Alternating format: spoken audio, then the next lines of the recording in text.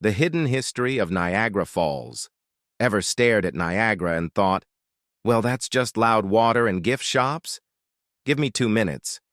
In 1848, the falls went dead silent, dripping cliff, riverbed full of flapping fish, honeymooners clutching brochures for nothing. 30 hours of eerie quiet, then the thunder came back like a switch flipped.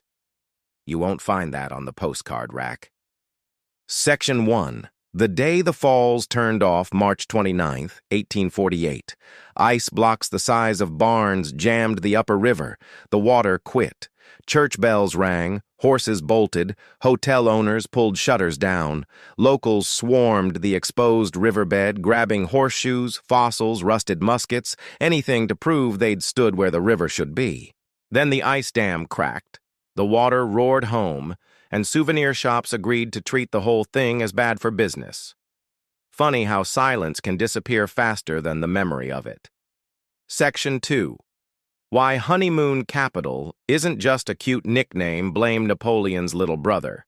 Jerome Bonaparte and his bride showed up in 1804, bragged to everyone in Paris, and poof, Niagara became the official kickoff to married life. By 1850, guidebooks practically ordered newlyweds to book a train north. One hotel even sold a suite with floor-to-ceiling windows facing both falls so the couple could watch the honeymoon capital pay for itself.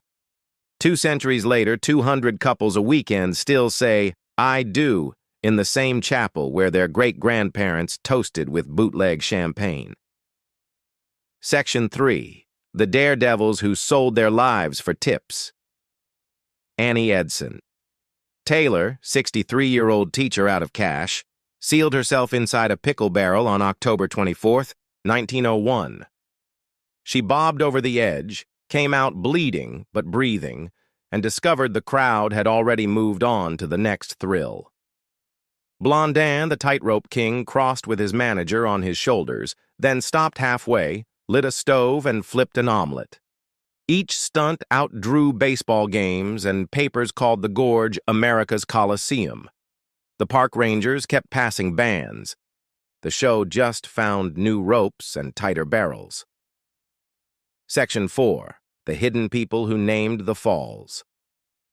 Before anyone printed Niagara on a t-shirt, the Seneca called it Niagara, the thundering waters.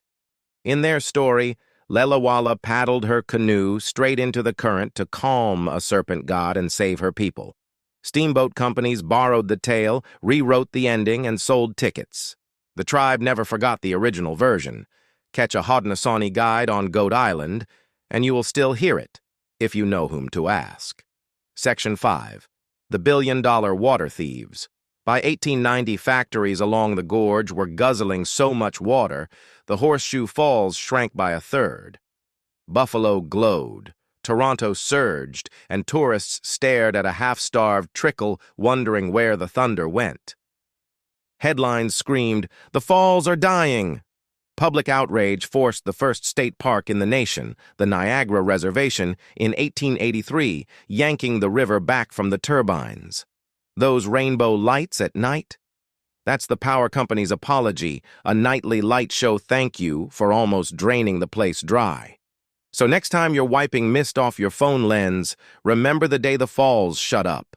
The teacher who banked everything on a barrel, the tribe that kept watch for 1,000 years, and the newlyweds who turned one trip into a global tradition. Niagara isn't just loud water. It's a 12,000-year tug-of-war between love, money, and the stubborn earth beneath it. Got a family honeymoon photo from the falls? Drop it in the comments. I'm curious how the poses changed decade by decade. And if you want more stories your history teacher skipped, hit subscribe.